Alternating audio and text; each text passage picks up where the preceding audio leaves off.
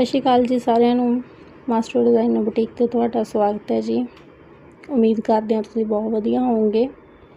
ਸਵੇਰ ਦਾ ਟਾਈਮ ਸੀ, ਸਾਨੂੰ ਪਹਿਲਾਂ ਆਉਣ ਸਾਰ ਆਪਾਂ ਸੂਟਾਂ ਦੀ ਕਟਿੰਗ ख़त्म ਕਰ ਲੈਂਦੇ ਹਾਂ ਤਾਂ ਜੋ ਸਾਰਾ ਦਿਨ ਆਪਣਾ ਕੰਮ ਈਜ਼ੀਲੀ ਚੱਲਦਾ ਰਹੇ।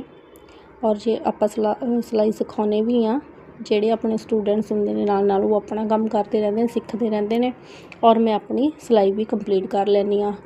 ਇਸ ਨਾਲ ਆਪਣੇ ਦੋਨੋਂ ਕੰਮ ਹੈਂਡਲ ਹੋ ਜਾਂਦੇ ਨੇ। ਸੁਬਾਹ ਆ ਕੇ ਬਹੁਤ ਕੰਮ ਆਪਾਂ ਕੰਪਲੀਟ ਕਰ ਲੈਂਦੇ ਹਾਂ। ਸੂਟਾਂ ਦੀ ਕਟਾਈ ਪ੍ਰੋਪਰ ਤਰੀਕੇ ਨਾਲ ਕਰਨ ਤੋਂ ਬਾਅਦ ਇੰਨੇ ਨੂੰ ਆਪਣੇ ਸਟੂਡੈਂਟਸ ਆ ਜਾਂਦੇ ਨੇ। ਫਿਰ ਆਪਾਂ ਉਹਨਾਂ ਨੂੰ ਵੀ ਸਿਖਾਉਂਦੇ ਹਾਂ। ਇਹ ਸਟੂਡੈਂਟਸ ਆ ਗਏ ਆਪਣੇ, ਥੋੜ੍ਹਾ ਜਿਹਾ ਕੈਮਰੇ ਨੂੰ ਯੂਜ਼ ਟੂ ਨਹੀਂ ਹੈਗੇ ਸੀਗੇ, ਚਲੋ ਕੋਈ ਗੱਲ ਨਹੀਂ, ਕੈਮਰੇ 'ਚ ਨਹੀਂ ਆਏ। ਫਿਰ ਆਪਾਂ ਛੋਟਾ ਜਿਹਾ ਲਿਆ ਮੀਲ ਟਾਈਮ।